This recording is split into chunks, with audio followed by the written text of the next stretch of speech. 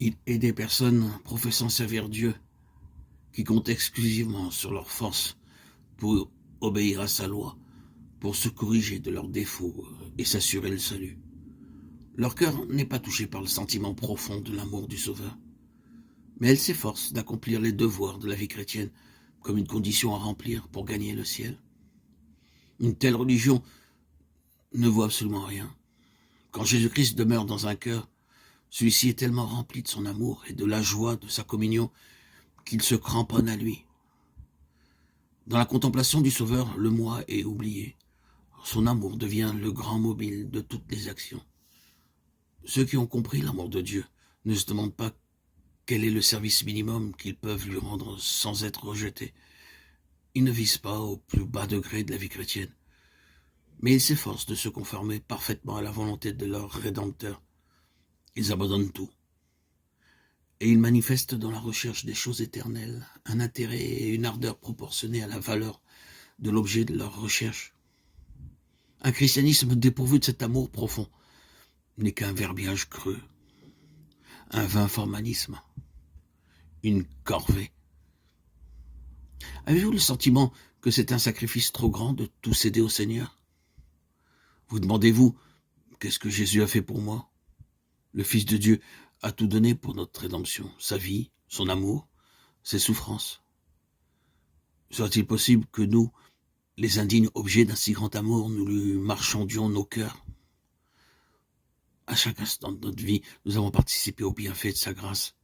Et c'est pour cette raison que nous ne pouvons pas nous rendre compte de la profondeur de l'ignorance et de la misère dont nous avons été tirés. Pouvons-nous porter nos regards sur celui qui a été percé par nos péchés et dédaigner ce grand amour, ce grand sacrifice? Peut-on, en contemplant la grande humiliation du Seigneur de gloire, se plaindre des luttes et des renoncements exigés pour entrer dans la vie éternelle? Maint cœur orgueilleux se pose la question. Pourquoi me repentir? Pourquoi m'humilier avant d'avoir l'assurance que je puis être accepté de Dieu? Je vous en prie, portez vos regards sur Jésus-Christ. Il était sans péché. Il y a plus. Il était le roi du ciel. Et par amour pour l'humanité, il s'est fait pécher à notre place. Il a été mis au nombre des malfaiteurs. Il a porté les péchés de beaucoup d'hommes et il a intercédé pour les coupables. Ésaïe 53:12. En revanche, que sacrifions-nous quand nous nous donnons entièrement? Un cœur souillé par le péché, a purifié par son sang, a sauvé par son amour infini. Et l'on trouve difficile de tout abandonner. Je suis honteuse de l'entendre dire, confuse de l'écrire. Dieu ne nous demande pas le sacrifice d'une seule chose qui pourrait nous être bonne et utile.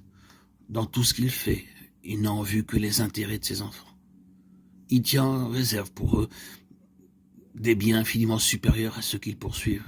Ah, si tous ceux qui n'ont pas encore décidé de suivre Jésus s'en rendaient compte.